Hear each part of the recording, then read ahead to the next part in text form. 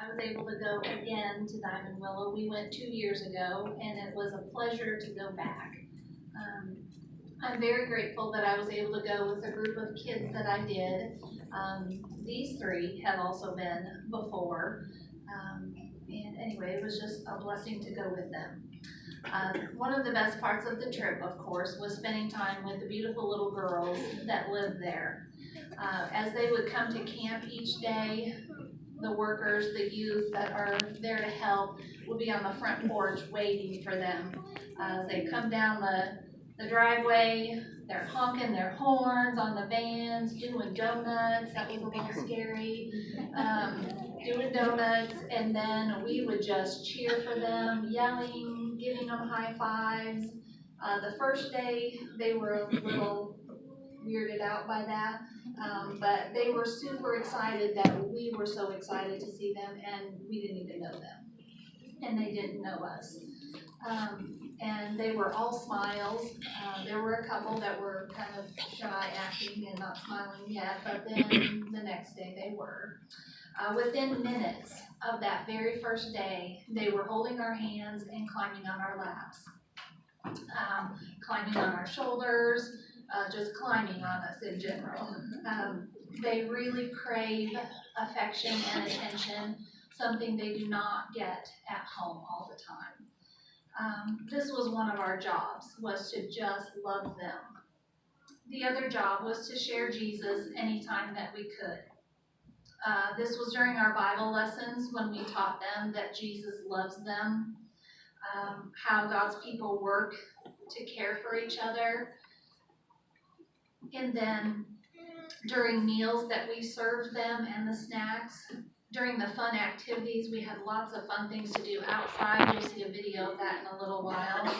And then the walk to the Missouri River to go swimming each day. That was the highlight of the day.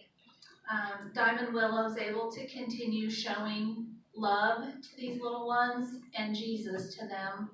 And I'm thankful that I was able to be a part of that with this amazing team. Thank you. Thanks. David Sermon.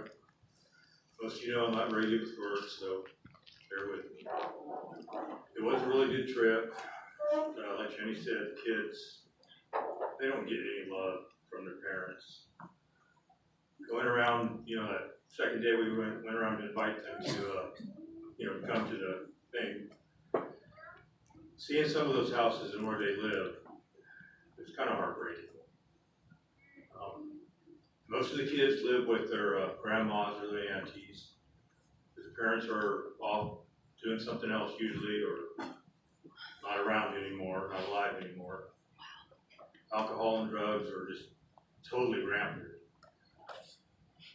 It's just hard. It's hard to see them growing up like that. But they're good kids. They're smart kids. It's like Nathan says, they're strong kids. They were strong to go through all that and still, have a good, loving heart. I saw so many of them taking care of each other. I think they all must take care of each other, the kids, because there's not really anybody else to do it. It was just a wonderful trip. So I will introduce. Want to go in?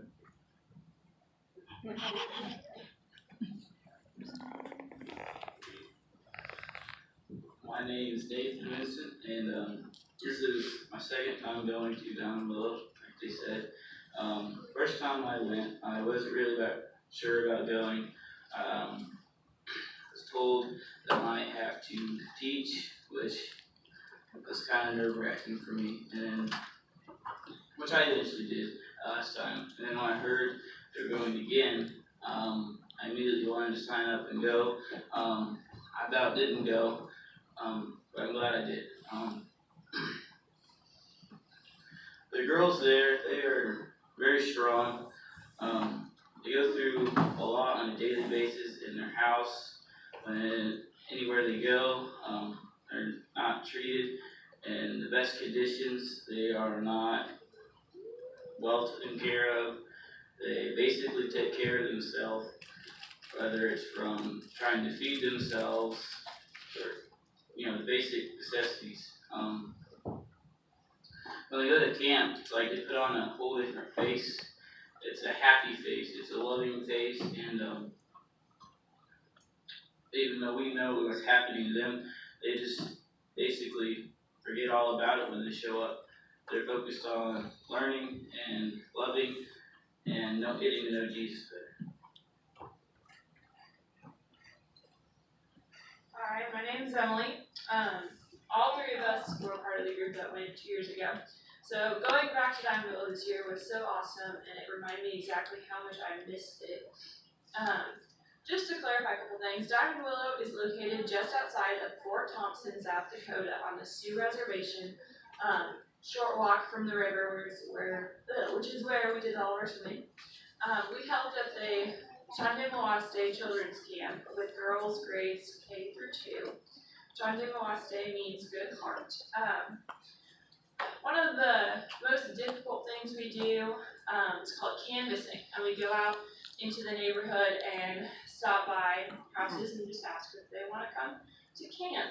And it's hard because you see big casino right next to these tiny houses with multiple families living in them. It's hard. There's and these girls have been growing up in this area that has such poverty, alcoholism, and such strong spiritual warfare, and they're out and around and no parents, and it kind of freaks me out a little bit because you see a bunch of kids walking on the side of the road and you're like, where are their parents? But they're still little kids. We got to do slip and slide in the river, and they just loved it, and that was their favorite part of the entire day. And they're just running around, and it didn't matter if they were shy before. Once they hit water, they're just like, whoop, new person. So that was really good. And if you ever get a chance to go, you just need to go. It is such an amazing trip. It's fun, but it also touches you in such a meaningful way, and you're spiritually exhausted when you get done. You're like, but it is so worth it, and it's something that will never leave.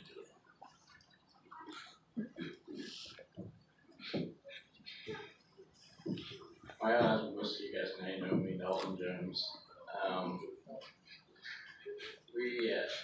This was a very, very good trip that we all got to go on. And like Emily said, we had been there before 2 years ago. One of the funner things we got to do, or I should say funner, but it was interesting. We got to dig up a sewer line. A sewer line busted while we were up there. And so me and Nathan go out there. These boys from another church camp come get us. We're taking a nap in the dorms. And these other boys from this other church come in there and they get us woke up and they say, hey, we need your help. We need to dig up the sewer line. Okay, we get on our shoes and get ready and go out there and help them. Well, as we get out there, these other boys say they're going to go look for something or do something. I don't know what they said. I don't really pay attention to them. But they all decided that they were going to go down to the lake and go swimming and have fun while me and Nathan dig up the sewer line. And there was plenty of extra shovels for them too. And we started digging up the sewer line. Well, by the time we got to the end of it, there was about 30 to 40 foot of sewer line we had to dig up. Well, little did we know, they buried their lines a whole lot deeper up there than down here. So about 30 to 40 foot of this, and we're all chest deep in ground that is rock solid because they've been in a drought for I don't know how long. So it's like rock up there. Well, finally we get it all fixed up and we get everything done, and we bury it again, all in the same night. We fix it and bury it all in the same night. Rory, the main chief guy you want to talk about up there, he tells us, he says, well, since you boys actually wanted to stay back and help instead of go play in the river or lake, we're going to go have some fun. I'm like, okay. We just figured he takes out for ice cream or do something little like that. No, we got to go shoot guns one night, and then we got to do a bunch of target practice, and then another night we got to go out on his jet skis and tubing and everything else in front of the boys that were sitting on the sand. So that was very fun. Yeah, more. But back to a lot of the little girls that we got to see and everything, got to remember as the years before. This little girl came up to me. It would have been the third day we were there, or the third day that the girls were there. And the first day, this girl came, and then like that Tuesday, she didn't come, and then that Wednesday she came back.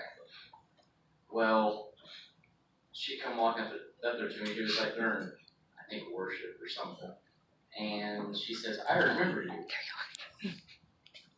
Okay, I don't remember you, but she just said, I remember you. And I was like, okay, you probably mean from a couple days beforehand. And she says, no. She says, a long time ago, I remember you. Okay. Well, I didn't really think a whole lot of it at the time. And then a little bit later, we were in the classroom or whatever, and I remember seeing a picture from 2 years ago of, I think I was playing chicken with her in the water. She was on my shoulders. I recognized her then, and I figured out what she was meaning. She remembered me from 2 years ago beforehand. And a lot of the girls up there get accused of being dumb, that they are very dumb. They don't know anything. They do not have very good schools up there. And these girls, they are not dumb. They are very smart. They just are not given the opportunity to be smart. That is the